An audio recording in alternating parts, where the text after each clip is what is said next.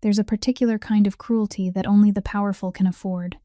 And on a cold November night in Boston, it walked through the doors of the Gilded Heron, wearing a $15,000 suit and a smile that had never once been told no. His name was Thaddeus Voss, and he believed the world was divided into two kinds of people,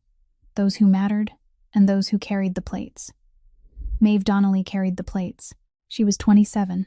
soft-figured in a way the magazines had taught men like Voss to sneer at, with tired green eyes and red hair pinned back beneath a uniform she'd worn double shifts, and just to keep her little brother's failing heart beating one more month. She wasn't looking for trouble that night. She was looking for tips. But trouble, the expensive kind,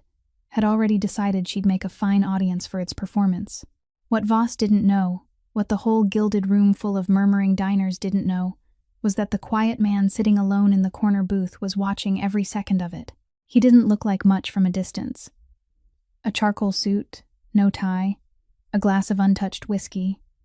a little girl beside him coloring on a napkin without saying a single word, but the waiters wouldn't go near that table. The manager couldn't meet his eyes, because the man in the corner was Lachlan Kane, and in the world beneath the world, the one with the docks and the wire transfers and the names spoken only in basements,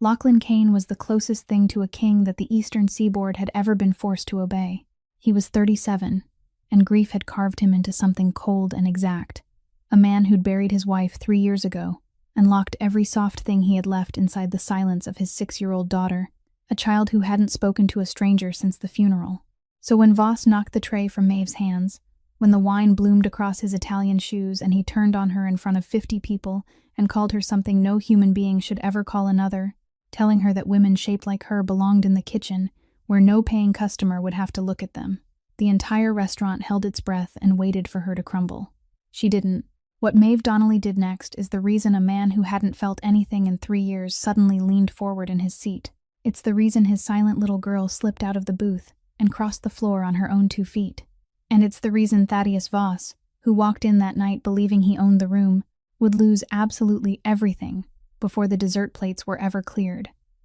Though he didn't know yet that he'd just insulted the one woman the most dangerous man in Boston would burn his entire empire to protect. If a story about quiet dignity meeting brutal power is the kind of thing that stays with you,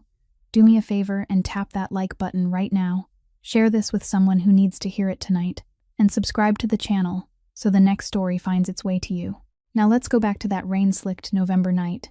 and the moment one falling tray changed 3 lives forever. 3 hours before the tray fell to the floor, Maeve Donnelly stood in the cramped staff room behind the Gilded Heron restaurant, counting the tips in a paper cup with fingers calloused from washing glasses for 8 hours straight. $42. She calculated in her head, the same calculation she had done again and again until it had become the rhythm of her breathing, that she was still short by far too much, that if she could get the evening shift tonight it would add about 60 more, that all of it still wouldn't even begin to touch the enormous number on the hospital bill folded into 4 in the pocket of her apron. The shift manager, a man named Gerald, a middle-aged man with a round belly and eyes that were always watching the clock, walked past, and she quickly seized the chance, asking if she could stay and work the night shift, her voice trying to remain calm, even though inside she was pleading. He looked her up and down, the kind of look she knew far too well, the kind of look that measured her full figure as though it were a flaw that needed to be forgiven, then reluctantly nodded and told her not to let the guests complain. Maeve thanked him twice, once more than necessary, because she had learned that poor people had to pay interest on gratitude with humility. Her 12-year-old brother, Rory, was lying at home with a heart the doctors said was thinning little by little, like a sheet of paper folded too many times, a congenital defect in the heart valve that required corrective surgery, costing more than she could earn in 3 years of waiting tables combined. Her parents had died in a car accident when she was 22, leaving her with a little brother who had just turned 7, a mortgaged house, and a debt heavy enough to drown them both. And they had also left her with the duty of abandoning her own dream,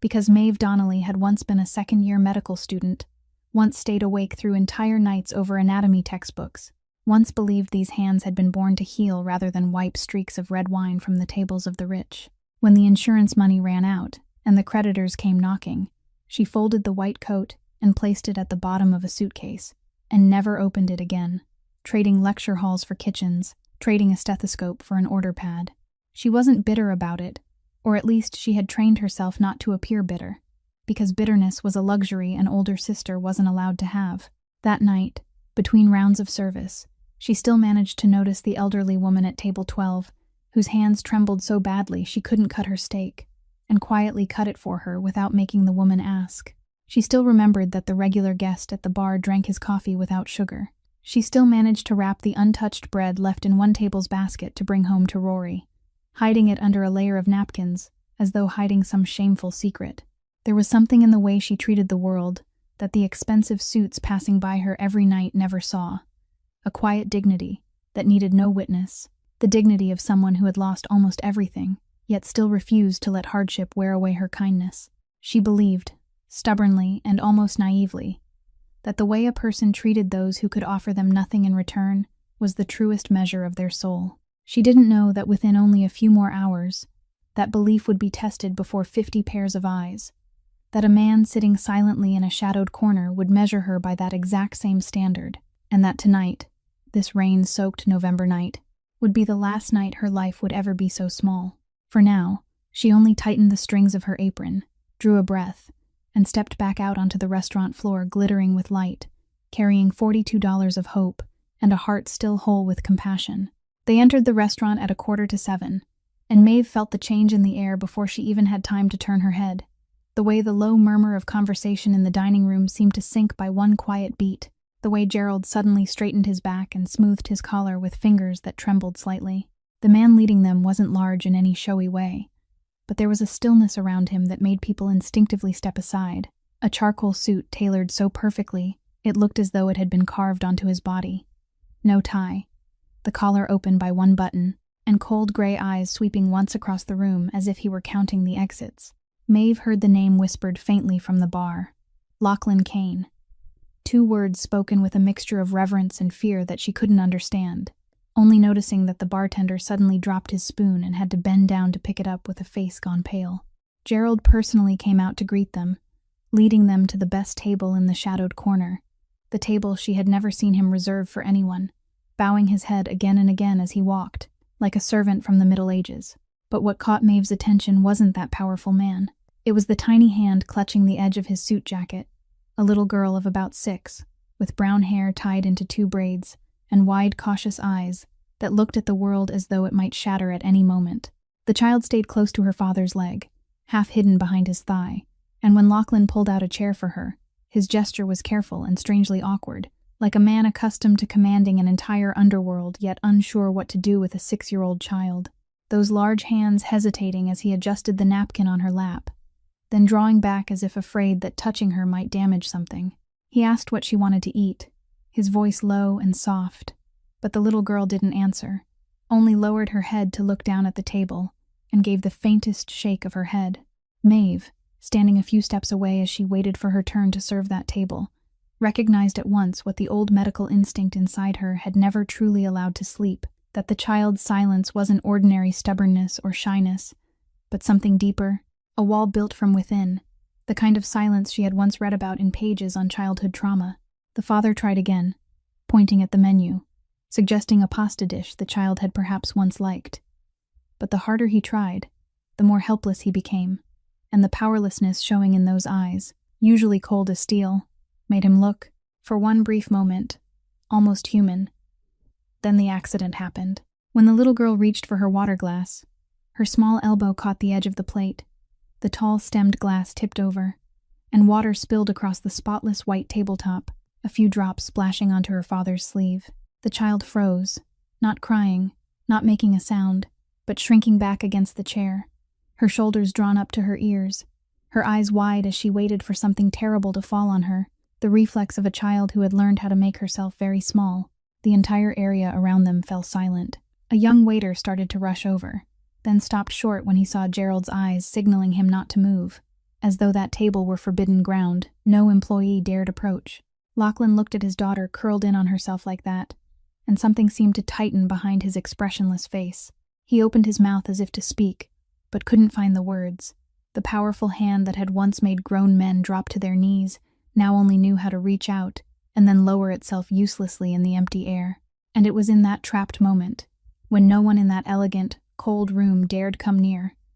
that Maeve Donnelly set down her tray and walked toward the table in the corner. Maeve didn't move toward the table with the hurried air of an employee cleaning up an accident, but walked very slowly. And instead of standing over the little girl the way adults usually do, she knelt fully on the floor beside the chair, lowering herself to the level of those wide brown eyes filled with fear, so the child wouldn't have to look up at another large, looming figure. She didn't touch her, didn't reach out a hand, only gave her a warm smile, then looked at the puddle of water spreading across the table as though it were the most interesting thing she had ever seen in her life, and softly said that, oh, this was wonderful. She had just made a lake, and Maeve had been hoping all day that someone would spill a glass of water so she could wipe it up, because wiping water was her favorite part of this job. The little girl blinked, the wariness in her eyes easing just a little, and Maeve pulled out a napkin, folded it into the clumsy shape of some kind of animal, and as she wiped the table, she made up a little voice for a duck drinking the whole lake dry, making soft quack, quack sounds just loud enough for the girl to hear. One tiny corner of the little girl's mouth twitched, almost a smile, though still hesitant, and Maeve knew she was moving in the right direction, so she didn't push, didn't ask her name, didn't ask why she was sad,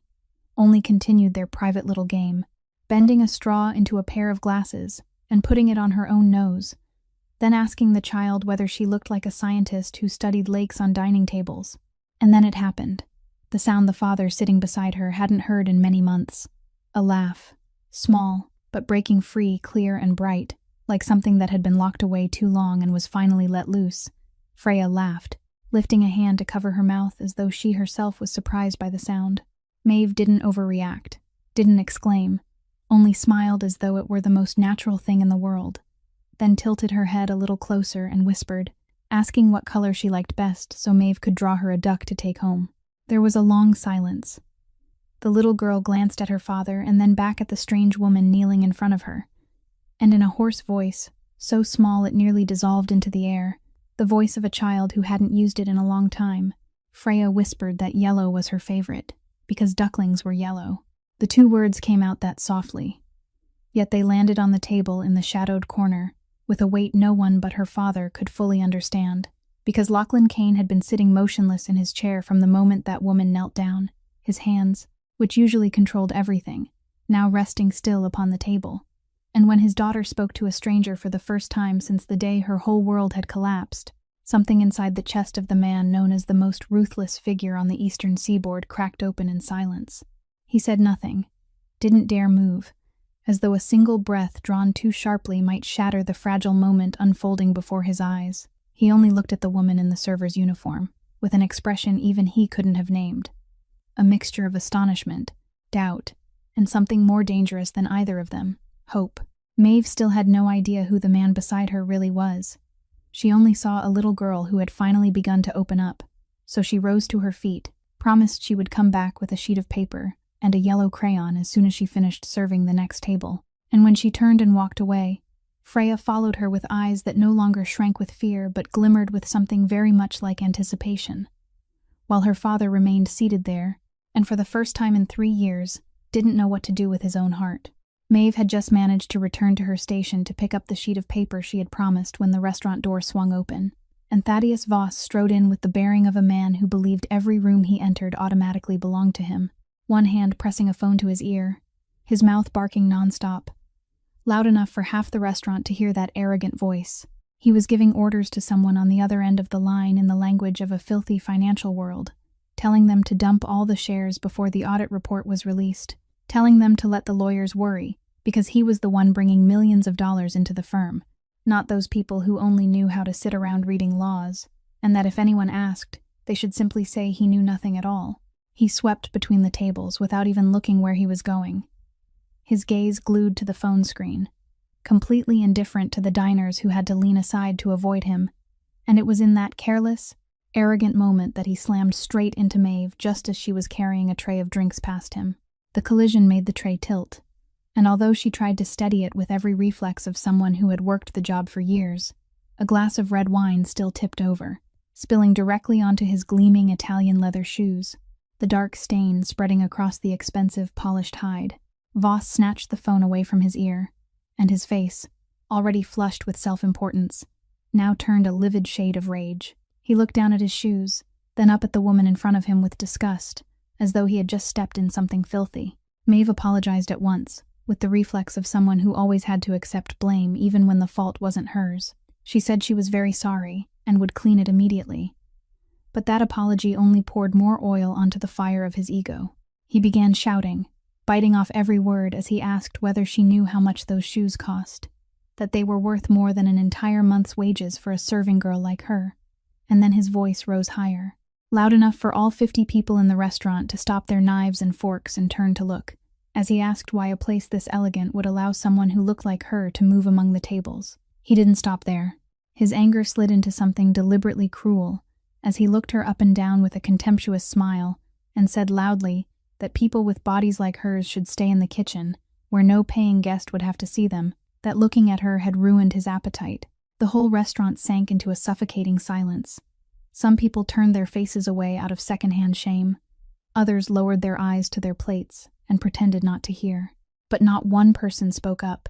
Not one expensive suit in that room stood to defend the woman standing there with the wine tray trembling faintly in her hands and her cheeks burning with humiliation. Gerald, the manager, hurried over. But instead of shielding his own employee, he bowed his head and apologized frantically to the valued guest, promising that the matter would be handled immediately, then turned to Maeve with cold eyes and lowered his voice, saying that perhaps it would be best for her to gather her things and go home, that the restaurant couldn't keep an employee who upset important guests. Maeve heard those words and felt as though the floor were collapsing beneath her feet. She thought of Rory lying at home, thought of the hospital bill folded into 4 in her apron pocket, thought of the $42 in tips, and the night shift she had humbled herself to beg for, all of it now vanishing in only a few seconds because of the outburst of a man who treated cruelty as a privilege. And while the entire room held its breath, waiting for her to break, waiting for her to cry, waiting for her to plead or quietly slip away, at the table in the shadowed corner, a pair of gray eyes left the face of a little girl and silently shifted toward the man standing in the middle of the restaurant. Maeve stood still for one beat, long enough for the entire room to think she was about to break, and then she did something no one in the restaurant expected. She set the wine tray down on the nearest table with quiet composure, took the clean cloth tucked at her side, and knelt right in front of Voss to wipe the wine stain from his shoes. She wiped carefully, not rushing, not trembling, and it was that very calmness that made the air turn strange, because the crowd had prepared itself to witness a collapse, not this deliberate act of lowering herself. Voss stood above her, still seething, and threw out another remark, saying that was exactly where she belonged, on the floor, cleaning other people's shoes. But when Maeve finished wiping, she didn't slink away the way he expected. She set the cloth down, slowly straightened to her full height, and for the first time in the entire confrontation, she looked directly into his eyes, not with hatred, but with a calmness that sent a colder shiver through people than rage ever could. She said, in a voice that wasn't loud but was clear enough for the silent room to hear every word, that she might be poor, she might wear this uniform, she might have the body he had just mocked, but not once in her life had she ever needed to make another human being feel small, just so she could feel important, and that she wondered how empty a man had to be inside to humiliate a server in front of 50 strangers, only to make himself feel larger. She said his shoes might cost more than her entire month's pay, and that was true, but she would gladly give up everything she had if it meant she would never have to become the kind of person who looked down on others the way he was doing, because the worth of a human being had never been measured by what they wore on their feet, but by how they treated people who could do nothing for them. The moment her words ended, the whole restaurant seemed to stop breathing. Someone at a distant table softly set down a glass, and Voss stood there with his face burning red, unable to find a single word to answer her, because he was used to people lowering their heads, not to a quiet dignity that couldn't be bought and couldn't be frightened. And then, in that numb moment, something happened that stunned even Maeve. There came the quick patter of small footsteps across the wooden floor, and Freya, the 6-year-old child who only moments before had been curled up in fear and afraid to speak to anyone, had climbed down from her chair by herself, crossed the space between the tables, and run straight to Maeve, throwing her arms around Maeve's leg and burying her face in the apron as if she had found a safe place. Then the little girl lifted her head, turned toward the large man standing there, and in that small, hoarse voice, now trembling with anger, she said he wasn't allowed to scold her, that she was good, that she drew ducks for her. The voice of a child who had been silent for far too long, now raised to defend a stranger who had simply been kind to her, rang through the quiet restaurant like a blade cutting through every false thing in the room, and some diners had to lift their hands to cover their mouths, while others found their eyes filling with tears without even understanding why. Maeve bent down, her instinct to protect rising stronger than the humiliation she had just endured, and she wrapped her arms around the little girl, softly telling her it was all right, thanking her, telling her she was very brave, completely forgetting that she had just been fired, forgetting Voss, forgetting the whole room watching. And in the shadowed corner, the man named Lachlan Kane slowly set down the glass of whiskey he had never once brought to his lips, rose from his chair, and began walking toward them, one step at a time, while the entire restaurant, without knowing why, suddenly felt as though the temperature in the room had dropped by several degrees. Lachlan Kane crossed the room with a slowness more frightening than any hurry could have been, and the crowd parted automatically before him like water dividing before the bow of a boat. The diners who had been fixed on the humiliating scene, now turning their eyes toward the man in the charcoal suit, with an instinctive unease they couldn't explain. He stopped right behind Voss, and before the man could turn around, Lachlan placed one hand on his shoulder, a gesture that looked almost friendly on the surface, but those fingers pressed down with a weight that made Voss freeze in the middle of the resentful sentence still hanging unfinished on his tongue. Lachlan didn't raise his voice. He didn't need to raise his voice. He only leaned close and spoke softly into the man's ear, his voice low and level as ice, saying that he had just disturbed his daughter's dinner, and that he hated it very much when anyone disturbed his daughter. Voss jerked his shoulder free, spinning around with the outrage of a man unused to being touched, and snapped an insolent question, asking what the hell Lachlan was to dare put a hand on him, demanding through clenched teeth whether Lachlan knew who he was. Lachlan didn't answer that question. He only looked at him with unblinking gray eyes, a stare so cold that the arrogant smile on Voss's mouth began to harden. And right in that moment of silence stretched tight as a wire, the phone in Voss's hand suddenly rang. Voss glanced down at the screen by reflex, and Maeve, standing a few steps away with Freya still tucked in her arms, saw something change on his face when he read the name appearing there, a flash of confusion. Then he lifted the phone to his ear with the irritation of a man being interrupted. But the words he had been ready to bark into the phone were never spoken, because the voice on the other end, the voice of the very superior he had always flattered and feared, was speaking to him in a panicked tone he had never heard before, asking rapidly whether he was at the Gilded Heron, whether he had just caused trouble with someone there, and telling him to look around and see whether there was a man named Kane in the room. Maeve watched his face slowly turn white, the red of rage draining from his cheeks in only a few seconds, and he stammered something in reply, while the voice on the other end of the phone had now shifted into pleading, loud enough for those standing nearby to faintly hear two words being repeated again and again in terror. "Mr. Kane, please. Mr. Kane, please." That superior was apologizing frantically through the phone, not apologizing to Voss, but begging Voss to pass the apology to the man standing in front of him, promising that this was a terrible misunderstanding, that Voss would be dealt with, that he begged him not to let this affect everything. And in that moment, Maeve witnessed a man collapse. Not because of a punch or a threat, but because of the slow understanding dawning in his eyes that he had just insulted, humiliated, and tried to push to the brink the one person before whom the entire shadowy financial empire he clung to had to kneel.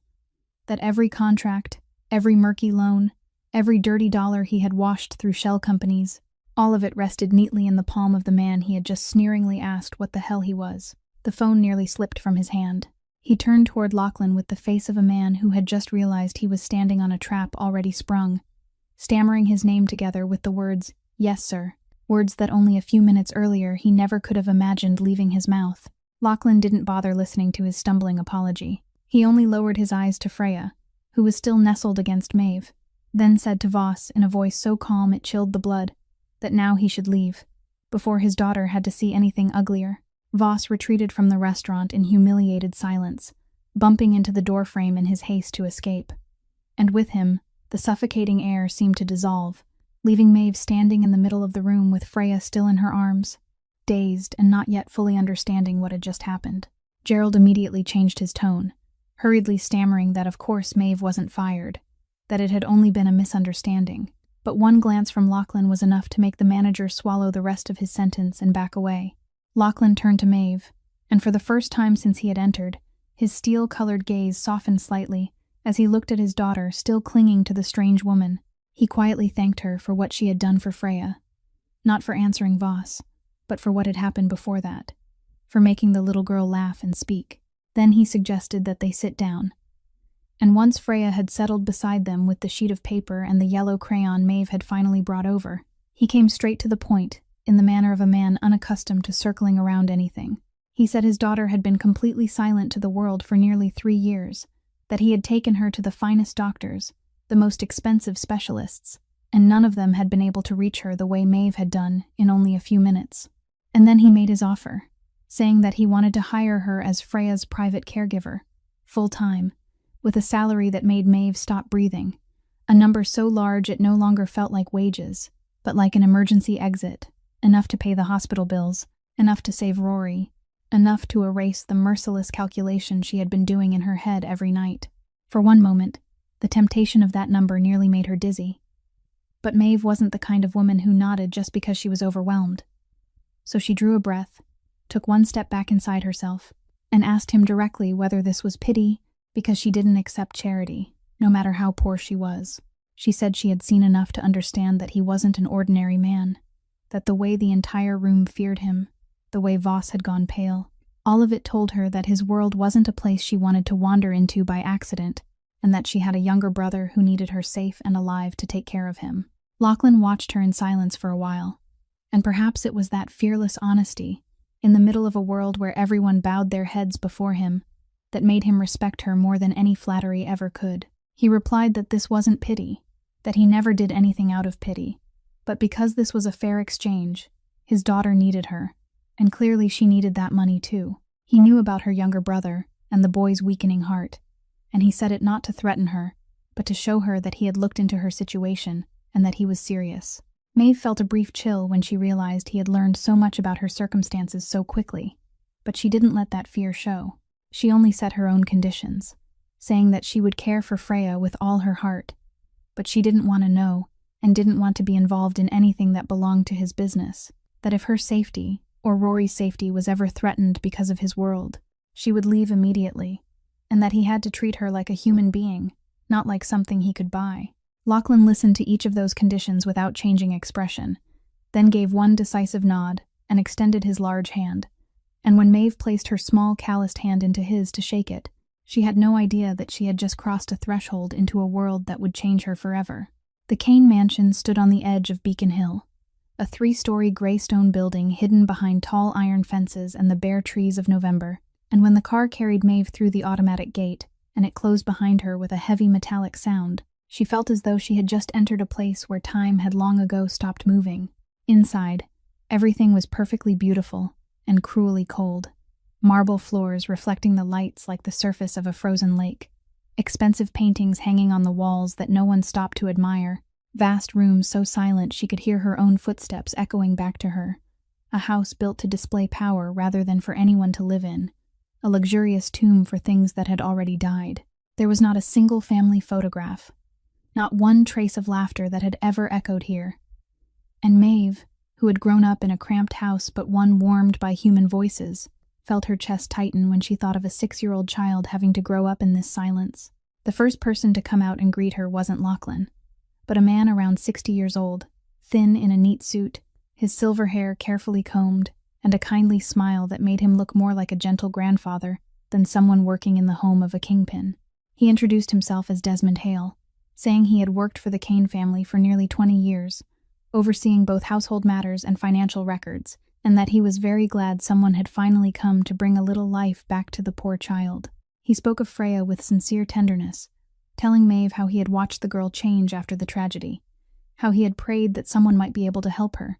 and Maeve liked him from the very first minutes, because amid that cold house filled with silent servants who kept their heads bowed,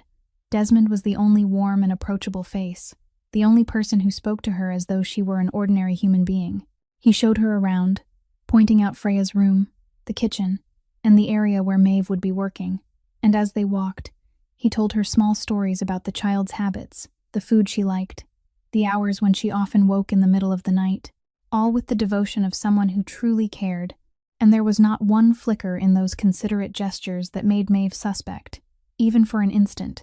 that this kind man could be anything other than exactly what he appeared to be. When Freya saw Maeve step into her room, she did something that made even Desmond, standing behind them, go briefly still. The little girl dropped the toy she was holding and ran over, saying nothing, but taking Maeve's hand and pulling her toward the small table where the drawing of the yellow duck from the night at the restaurant was still unfinished, as though she had been waiting for Maeve ever since that moment. Maeve sat down on the floor with her, and in only a little while, the room that had once been so still was filled with the soft whispering of two people discussing what color the duck's wings should be, a sound so small, yet so unfamiliar in that house, that a maid passing by had to stop and look in with amazement. Desmond stood quietly in the doorway, watching that scene, the kindly smile still resting on his lips, and softly said to himself that it had been a very long time since this house had held anything resembling hope, a sentence that sounded so warm and sincere that no one, not even Maeve, could have imagined that the gentle eyes watching the little girl were also silently taking note of something else. The first weeks passed, and Maeve gradually grew used to the strange rhythm of life inside that house, to the fact that Lachlan often came home very late and left early in the morning, the two of them only crossing paths in brief moments in the hallway or over the breakfast table, exchanging a few short words about Freya before each returned to their own place. But one night, when she went down to the kitchen to get water for the little girl who had just fallen asleep again after a nightmare, she found Lachlan sitting alone in the dark study, with only the firelight from the hearth casting itself across his face, and a glass of whiskey beside him that had barely been touched, his eyes fixed on the flames with the look of a man who was somewhere very far from there. She meant to quietly withdraw, but he spoke first, asking whether Freya had gone back to sleep. And when she answered that the child had had another nightmare but was all right now, something in his voice seemed to sink as he said that she was still dreaming about that night. Maeve didn't ask which night. She only stepped inside and sat down in the chair across from him, close enough for him to know she was listening, but far enough that he wouldn't feel forced. And after a long silence, Lachlan began to speak, in the low, even voice of a man recounting something he had repeated thousands of times inside his own mind. He told her that his wife, Freya's mother, had died 3 years ago, not from illness or an accident as people still believed, but because someone had wanted her dead, and what never allowed him to sleep peacefully wasn't that death itself, but the truth that the person who had caused it hadn't come from the outside, hadn't been an enemy he could see and face, but had come from within, from someone he had once trusted, someone who had sat at the same dinner table with his family, someone into whose hands he had unknowingly placed the lives of the people he loved. He said she had been targeted because people wanted to weaken him, wanted to take away his anchor, and that they had succeeded,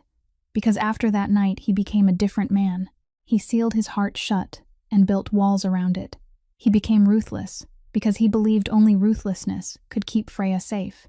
that every time he showed weakness, he opened a crack for his enemies to slip through. Maeve listened,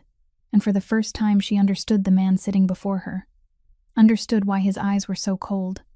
why he kept his distance even from the daughter he loved with an aching desperation, not because he didn't know how to love, but because he had loved before and had paid the most terrible price for it, and now he was afraid that anything he allowed himself to care about could become the knife someone else would use to stab him. She didn't offer empty comfort, didn't tell him everything would be all right, didn't judge the blood-soaked world he lived in. She only said softly that she was sorry, that no child and no father deserved to carry pain like that, and that the fact Freya still knew how to run into the arms of someone kind proved the little girl's heart wasn't dead. It was only waiting for a safe place to come back to life. Lachlan turned to look at her, and in the flickering firelight, she saw something in his steel-hard face waver, as though it had been a very long time since anyone had sat with him in the dark without fear, without pleading, without calculation. He didn't thank her. He wasn't the kind of man who said such things aloud, but when she stood, wished him good night, and left the study, he watched her disappear behind the door with a strange feeling he had thought himself forever incapable of feeling, and somewhere deep beneath the walls he had built, the first stone quietly shifted. After that night in the study, something between Lachlan and Maeve changed, not through words or obvious gestures, but in the way he began coming home a little earlier, in the way he lingered longer than necessary at the threshold of Freya's room, just to hear his daughter's laughter, mingling with that woman's voice. Freya laughed often now, her laughter no longer hesitant as it had been the first time,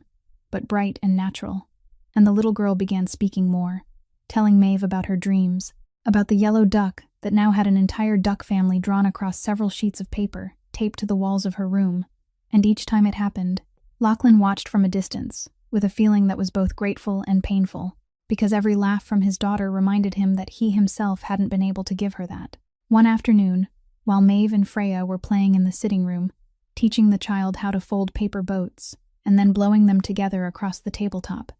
Lachlan stepped in and stood silently at the door, and Freya, instead of shrinking away as she once had even with her own father, looked up and called for him to join them, holding out a crooked paper boat to him. In one rare moment of hesitation, the man who had once made an entire underworld kneel awkwardly lowered himself to the floor, took the paper boat in his large fingers that were unaccustomed to gentleness, and blew it forward so clumsily that Freya burst into laughter, while Maeve found herself smiling at him without meaning to, a smile with no fear and no submissiveness in it, only pure warmth. Their eyes met over the child's head,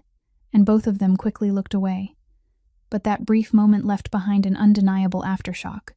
a tender tension slipping into the space between them, something they both felt but neither dared to name. That night, Lachlan sat alone for a very long time, fighting with himself, because he knew exactly what the feeling beginning to glow inside his chest was, and he feared it more than he feared any enemy, because he had learned in blood that loving someone meant willingly handing the world a weapon to use against him.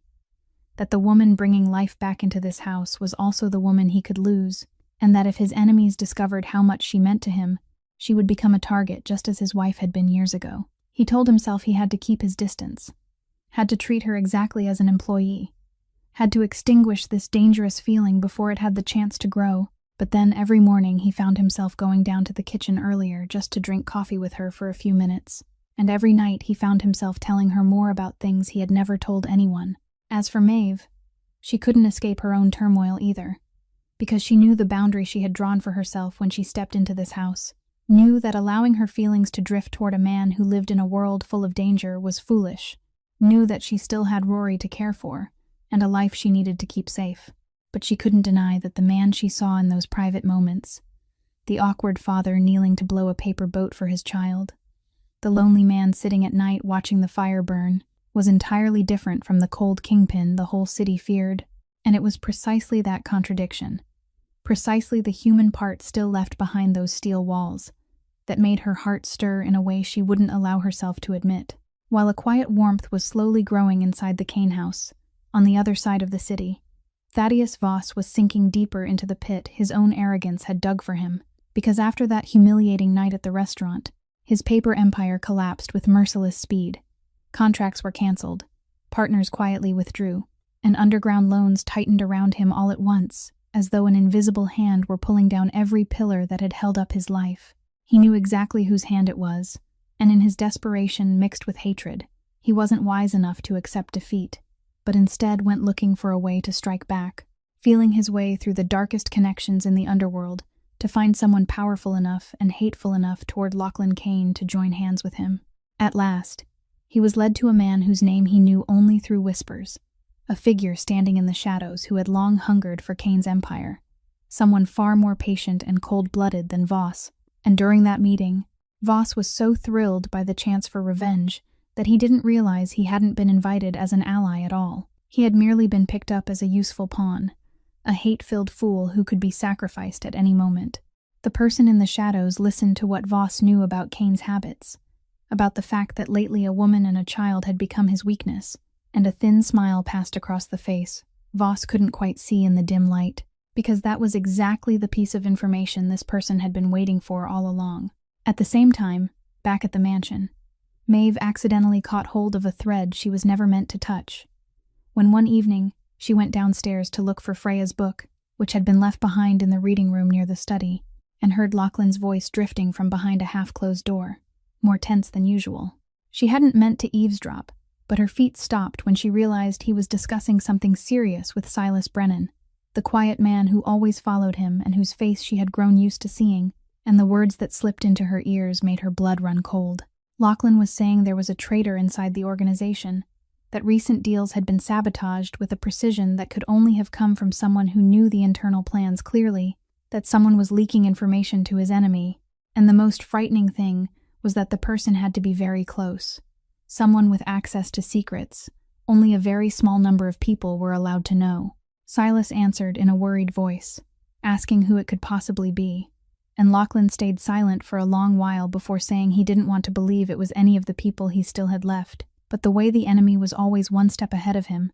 always knew his next move in advance, made it impossible for him to deny the truth that the snake was lying right inside his own house. Maeve stood still in the darkness of the hallway, her heart pounding, because she had just understood that the vague danger she had always sensed inside this house wasn't imagined, that a real threat was tightening around the family she had begun to love, and that the person behind it could be any one of the faces she saw every day. She thought of Freya sleeping upstairs,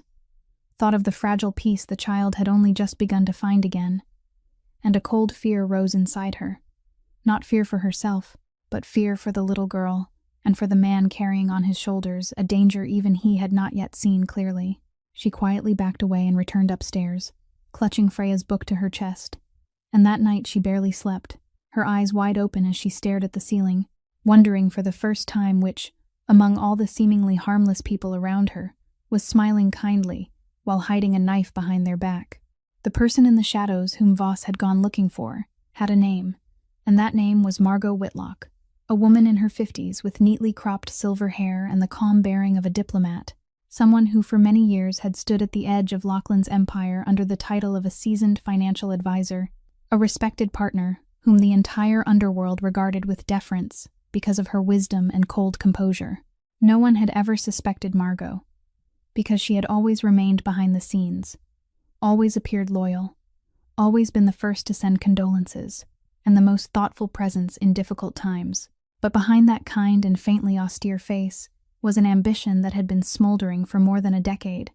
the ambition to swallow whole the empire she believed should have belonged to her, and the horrifying truth that even Lachlan had never known. The truth lying at the heart of every pain inside the Kane house was that Margot Whitlock herself had ordered his wife's murder 3 years earlier, not because of any personal hatred toward that woman, but because she had coldly calculated that a broken Lachlan, a Lachlan drowned in grief and paranoia, would be far easier to erode from within than a happy and vigilant man. She had been right. For the past 3 years, she had patiently woven her web, while Lachlan was busy sealing his heart shut, little by little seizing control of key channels, buying off the greedy, placing her own people in critical positions, and preparing for the day when she could rip away the curtain and take everything. Voss, with his blind hatred and the scraps of information he had picked up, had come to her at exactly the moment she needed a sacrificial pawn, a loud and predictable man she could push to the front line to absorb the blow, so that when everything fell apart, every trace would lead back to him and not to her. Margot listened as Voss rambled about the woman and the child who had become Kane's new weakness. And inside her mind, the pieces of a plan immediately clicked into place, with the cold precision of a chess game, because she understood that the last time, she had destroyed Lachlan by taking away the person he loved, and this time she could finish him in the same way. All she needed was for him to let his heart attach itself to someone again, and he would once more hand her a target. She had people quietly watch the mansion, gather schedules, and map out an ambush, calculated down to the minute, intending to strike on an occasion when Lachlan would be forced to leave the thick protection around him, turning Voss and his hired men into the executors, so that if the plan failed, they would be the ones to take the blame. But what made Margot's plan more terrifying than anything else? What explained why for 3 years she had always stayed exactly one step ahead of Lachlan, always known his next move in advance as though she could read the thoughts inside his head, did not lie in her intelligence alone, but in a card she had planted deep inside Kane's empire long ago, a pair of eyes and ears absolutely loyal to her, hiding right within the walls Lachlan believed were safest. She gently picked up the phone, dialed a number she knew by heart, and when the person on the other end answered, Margot said only one brief sentence, that it was time, that she needed to know exactly when that man would leave the house and who would remain inside, and the voice that answered her from within the Kane mansion was so calm and so familiar that if Maeve had heard it, her heart would surely have stopped in horror. The voice that answered Margot from inside the Kane mansion belonged to Desmond Hale, the silver-haired steward with the kindly smile, The man who had served the Kane family for nearly 20 years, the man Maeve had trusted and grown fond of from the very first day she stepped into this house. The only person in that cold building who had treated her like a human being. Standing in his small room in the rear wing of the mansion, using the same warm voice he always used when telling Maeve about Freya's sweet little habits, Desmond calmly reported to Margot everything she needed to know. That Lachlan would leave the house on Saturday night to attend a meeting at the harbor. That the security detail would be thinned considerably during that time. That the woman and the child would remain inside, and he read out that information without the slightest hesitation, as though he were reading a grocery list. The brutal truth was that Desmond had never been loyal to the Kane family. He had belonged to Margot from before Lachlan's wife died. He was the hand that had opened the door for Death to step into this house 3 years earlier. He was the one who had provided the fatal schedule that led to the horrific night Freya still dreamed about. And for the past 3 years, while Lachlan wore himself down searching for some vague traitor in the shadows, that very traitor had served him breakfast every day, managed his books, and stood with his head respectfully bowed whenever he passed. That was why Margot had always stayed exactly one step ahead of Lachlan, why every secret deal had been sabotaged, why his enemies seemed able to read the thoughts inside his head, because a pair of ears loyal to the enemy had been hiding at the very heart of his empire for years, a snake wearing the face of the man he trusted most. What made Desmond's betrayal chilling wasn't open cruelty, but the calmness of it,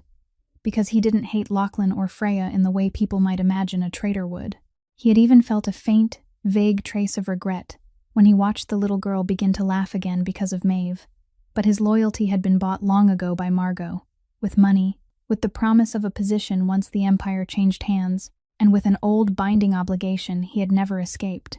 So he had chosen to convince himself that this was only work, that feelings had no place in calculations this large. When he ended the call with Margot, Desmond stood silently by the window and looked out into the dark garden, and for one very brief moment, a real struggle could be read on that wrinkled face, because lately this house had grown warm in a way he hadn't expected. Freya's laughter, Maeve's gentleness, the look in Lachlan's eyes that had begun to tremble with feeling, all of it made his task heavier than he wanted to admit. But then he sealed that fragile opening inside himself, reminding himself that he had gone too far to turn back, that if Margot ever doubted his loyalty, he would be the first one purged, and he quietly returned to the role of the devoted steward as though nothing had happened. Not far away, in the study,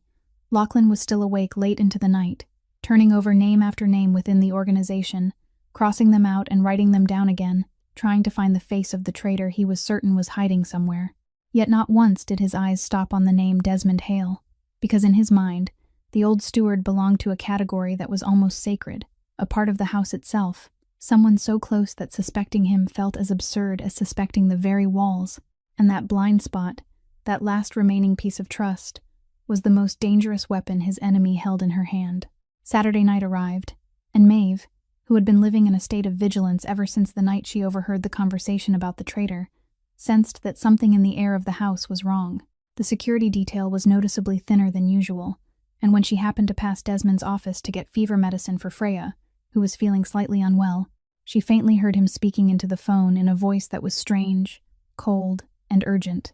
Nothing like the kindly voice she knew, mentioning the time, the fact that Lachlan had already left, and that inside the house now, there were only the woman and the child. In that moment, every scattered piece collided inside Maeve's mind with deadly clarity. The kind man she had trusted was the snake in the house, the traitor Lachlan had been searching for all this time, and the ambush she had vaguely feared was happening right now, with her and Freya as the targets. She didn't allow herself to panic, though her heart was pounding like a drum, because she knew panic would kill them both. Instead, she quietly backed away,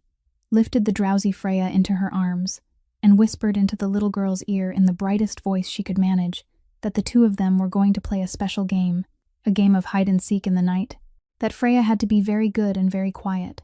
turning mortal danger into an adventure so those childish eyes wouldn't have to see the fear on her face. She slipped down the rear staircase used by the staff, the one Desmond had accidentally shown her on her first day, holding Freya tightly against her chest and shielding the child's eyes from the shadows of strange men who had just begun to appear silently in the front hall, and with a calm she herself hadn't known she possessed. She managed to get the little girl out to the side gate at the back of the garden. The place she had once noticed was the least guarded. Trembling but determined, she called the only person she trusted completely,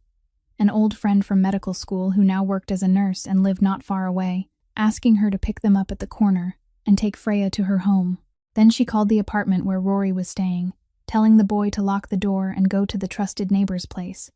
moving both children out of danger's reach before thinking of anything else, because for Maeve, the lives of the children always came first, and nothing else was allowed to come before them. Only when she saw her friend's car carrying Freya disappear around the corner, only when she heard Rory's voice over the phone confirming that he was safe at the neighbor's house, did Maeve allow herself 1 second to stop and breathe. And it was in that very second that she faced the hardest choice of her life. She could run.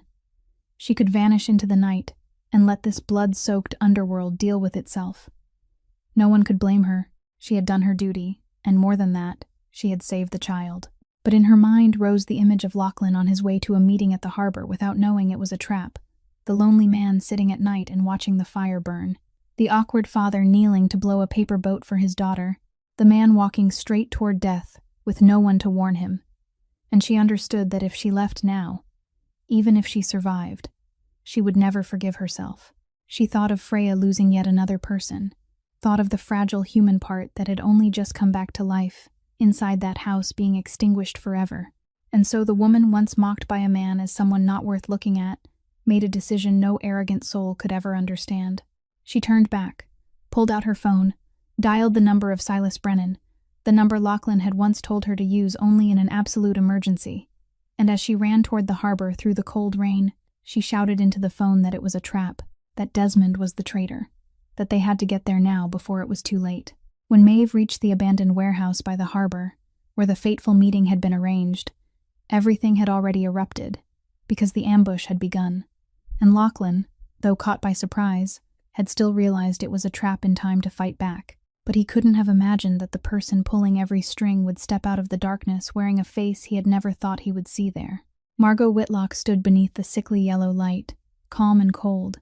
And when Lachlan saw her, the truth about his wife's death, about the traitor of the past 3 years, crashed down on him all at once and froze him for exactly 1 moment. And that moment of hesitation cost him dearly. A sharp explosion rang out, and he staggered as a bullet buried itself in his side, sending him down onto the cold concrete floor while blood spread quickly across the dark fabric of his shirt. Margot stepped closer, saying in a voice almost filled with regret that this could have ended much more smoothly if he had simply stayed broken 3 years ago, that he had been too stubborn when he dared to come back to life, dared to let his heart soften again, and she signaled for her men to finish him.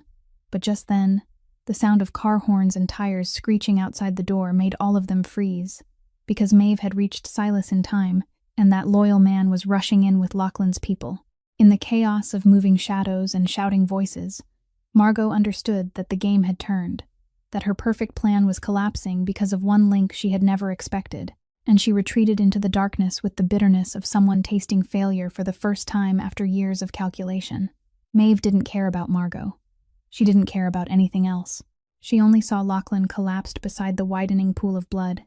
and she rushed to him and dropped to her knees, her hands that had grown used to carrying trays, suddenly recalling the intensive emergency first aid training from her early medical school days, lessons she thought she had buried forever. She tore the hem of her own shirt, folded it into a thick pad, and pressed it hard against the wound in his side to stop the bleeding, speaking to him without pause in a voice that was trembling yet firm, telling him he had to stay awake, had to look at her, had to stay, that Freya was safe,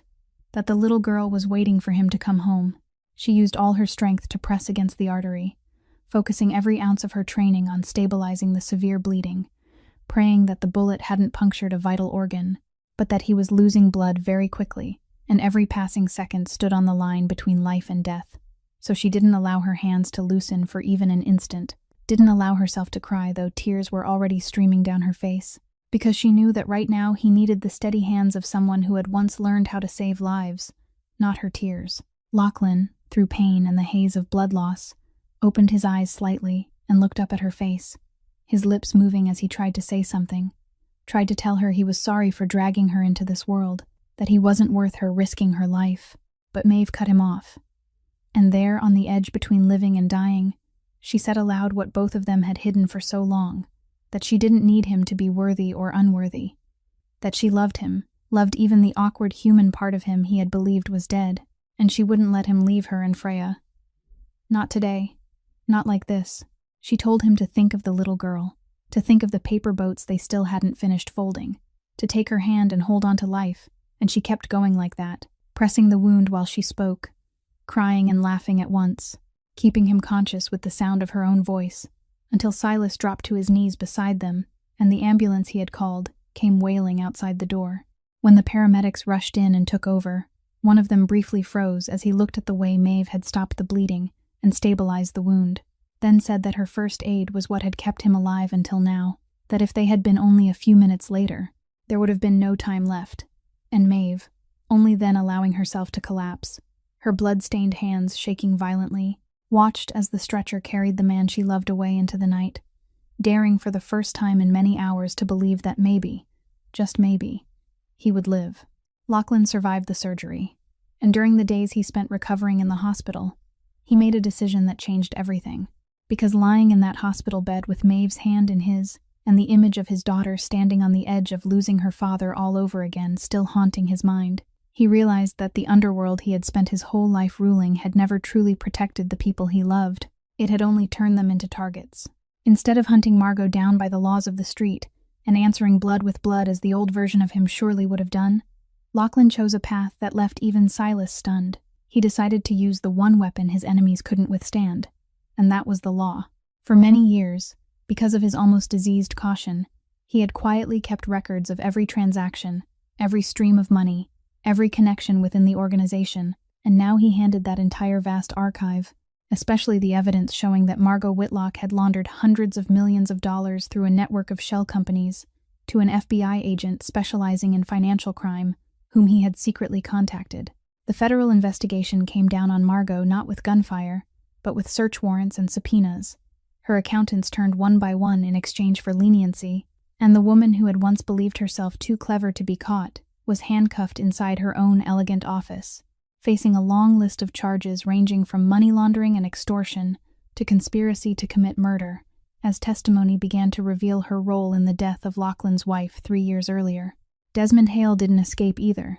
because when the investigation followed the money trails and the phone calls, his role as the inside man for nearly 20 years gradually came to light, and the old steward was arrested in the same silence in which he had lived, offering no defense, only lowering his head when the handcuffs tightened, carrying the weight of a betrayal that even he, in the end, no longer had the strength to lie to himself, was only work. As for Thaddeus Voss, once he realized he had only been a pawn sacrificed by Margot, and was now facing serious charges that could put him in prison for many years, he did the only thing a coward knew how to do. He turned himself in and told everything he knew in exchange for a reduced sentence, becoming a witness against the very people he had once sought out for revenge, and his collapse was completed not in some satisfying burst of violence, but in the pathetic ruin of a man who had betrayed every side. Maeve watched it all unfold with a feeling she couldn't quite name, not the joy of revenge, but a deep relief at seeing justice carried out in a way she could believe in, a justice of courts and evidence rather than bullets in the night, a justice Freya could grow up with, without having to carry any more wounds. And while the people who had caused so much suffering were caught one after another, Lachlan began the work harder than facing any enemy, the work of dismantling the very empire he had built with blood. He began moving the businesses into legitimacy, cutting off dark ties, leaving behind the man he used to be, not because anyone forced him to, but because for the first time in 3 years, he had a reason to want to become a man. His daughter and the woman he loved could be proud of. A father who could come home every night without darkness following at his heels. 8 months later, on a July morning flooded with sunlight, the gray stone house that had once been as cold as a tomb had become a completely different place, its windows thrown wide open to let wind and light pour in, children's laughter ringing through hallways where silence had once ruled. Rory, Maeve's younger brother, had gone through successful heart surgery thanks to the very money her work in the cane house had provided, and now that vibrant young boy was running through the garden with a healthy heart beating steadily inside his chest, something that only 1 year earlier had seemed impossible to reach. He was teaching Freya how to kick a soccer ball across the lawn,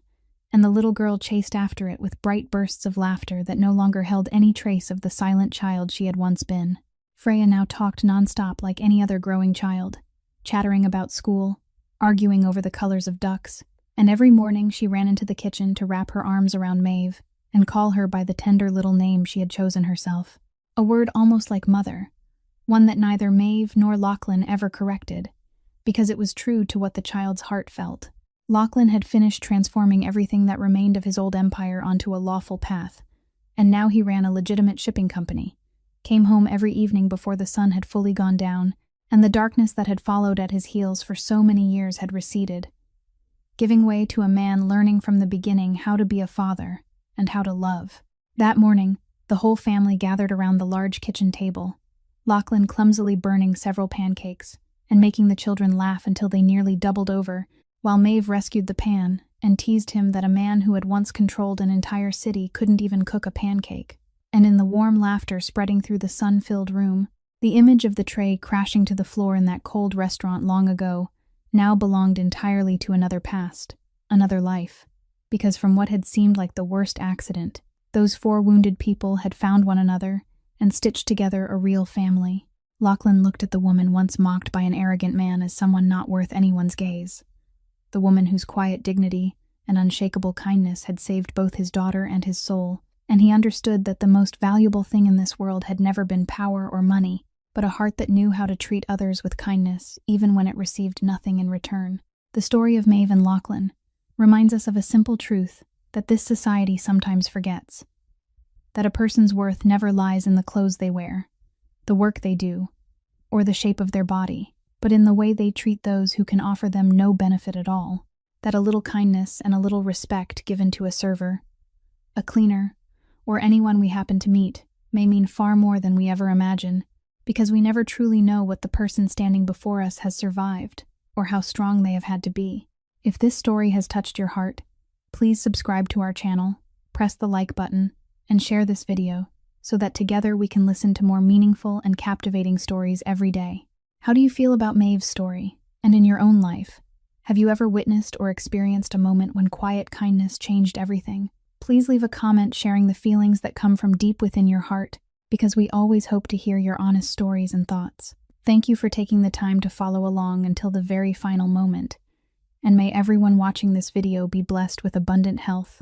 a joyful life, peace, and calm every day. Goodbye, and see you again in the next videos.